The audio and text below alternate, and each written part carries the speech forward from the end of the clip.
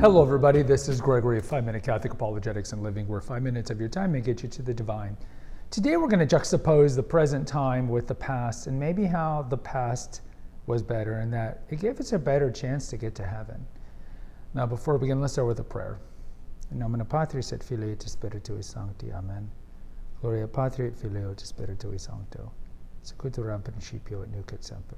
Et secula seculorum. Amen. We always see modernity as being a better thing. You really saw this in the 1950s and 60s with the advent of frozen foods and teabag tea and all these, like the Jetsons cartoons, how like the future is better than the past because we have all this ease. And I would say vis-a-vis Christianity, you could argue that the past was infinitely worse in terms of our human kind of condition. But because of that, I think we're closer to God and therefore a better chance to get to heaven. So hear me out. You pick any century prior to, I don't know, you could argue the advent of penicillin or the advent of anesthesia. Let's just say any time before, 1870. It was a bleak time. And I think we forget this because we, as a whole, Americans don't really like history. We don't know history. Europeans will always make fun of us because we don't know geography, but we don't really know history. And I think one of the reasons why we should read the lives of the saints and just read biographies of people from the yesteryear, whether they be religious or secular. Read a biography on Johann Sebastian Bach or I don't know, Maria Therese of Austria, is you'll realize it's a tough time for the people. The people were dealing with plague. Think of Carlos Borromeo, St. Carlos Borromeo. He dealt with that in Milan. He died from the plague. They're dealing with plague. They're dealing with drought. They're dealing with pestilence. It was quite common. And it was exceedingly rare that you would have a child or a brood of children and at least one of them not die from fill in the blank. Typhus, tuberculosis, fill in the blank, scarlet fever, not to mention accidents, drownings, all these things. That was the norm, even with the aristocracy. People just died in your life. It was very common. So you kind of put it today like we have such first world problems. No, not to undermine like if you have severe depression or something like that, but we have first world problems. And there's even an argument like the increase of psychological problems is correlated to the increase of leisure time, and that the more leisure time you have, the more psychological problems that we tend to have. Because in the olden days, it was like wake up, eat, work in the fields, hopefully do the Angelus thrice a day, go home, eat, have sex, maybe to make one of the 10 kids you're gonna have, 3 of them are gonna die, to work the fields, rinse, lather, repeat, and you would take the days off on Sundays and on feast days. It was kind of a hard life. But you look at 2025, we got it in some ways way too easy. Can you imagine growing up at a time where there's no food in the grocery store and people are literally dying on the streets out of famine? Can you imagine half of your kids dying from disease, or half of your siblings if you don't have children? Half of your extended family just dying early in age. Could we do that? No. I don't think we could. I don't think we can fathom that, and we forget that.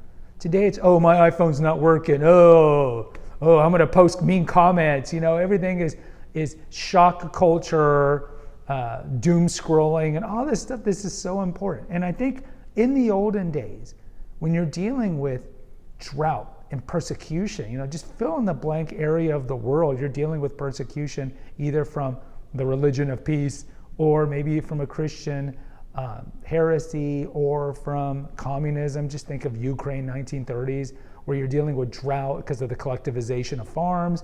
Then you got Stalin killing and murdering all the kulaks, the rich peasants, and then shipping other ones to the gulags. I mean, we have it good. We're not dealing with any of those things. And because of that, you'll see, with the faith, right? Indifferentism, you'll see moral relativism, postmodernist thinking. Like the faith's not as important because it doesn't have to be important. But when you're surrounded by hardship, especially if you're poor serf and fill in the blank century, Yeah, what do you have? You pretty much have your faith. And so you're turning to your faith all the time. But now we don't have that. Now it's pretty easy. And so I think we suffer from, think of the seed that's thrown in the thorns in the parable of the sower. Think of the rich man who comes to Jesus. Think of 1 Timothy, love of money is the root of all evil. Like we're suffering from all these things that we don't think. See, in the parable of the sower, we all think we're in the fertile ground. No, nay, I'll say, like we use old Shakespeare, nay, no, I think we're mostly in the thorns, choked by what? Riches. Because the wealthier we are and the easier our life is, the less dependence we have on God. And if you doubt that, anecdotally in your life, you know this is true. The majority of wealthy people that you know in your life don't practice the religion as much. And if you doubt that, the stats back that up. The richer you are, you tend to either not practice or you be in the far left. Think of people like Bill Gates. So I'm not saying it's necessarily better to live in the 13th century where we're all like getting picked off by death or by Saracen pirates and we're dealing with all these horrible things. But I will say that in many ways, living in that time gave us a better chance to get to heaven because we had greater dependence on God. That's not to say that people weren't like, why God, I hate you, God, because my 5th out of 6 children died right now from the plague. It's not to say that didn't exist. And I'm not wearing rose-colored spectacles on the past. What I'm saying is like, ultimately, this doesn't matter. It's a blip in the screen. All that matters is eternity. And whatever is an impediment to eternity in heaven is a bad thing. There's somebody in my church that has a special disabilities. He just screams all the time in mass. And everybody looks at him, and he's always coughing and so forth. And I try to explain to my 8-year-old, I go, and everybody has pity on this person, but this person is not capable of reason. This person's, probably an adult, but mentally he's not capable of reason. And I said, look, that person, because he cannot commit sin, is guaranteed to go to heaven. Yes, it's a tough life that he has and his family having to deal with it. But we have to not be myopic.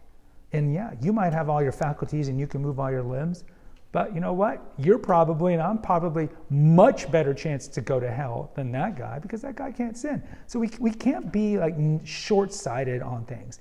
And I think the world we live in makes it much harder, much easier to fall for the snares of the devil, and much harder to stay with the eyes on the prize, to use the civil rights phrase, the eyes on the prize. Whereas what we lived in the 13th century, we were surrounded by a lot of horrible things, and that kept us grounded, and I think it kept us closer to God. Guys, post in the comments if you agree, disagree, or give your insight. Until next time, take care, God bless, and pray.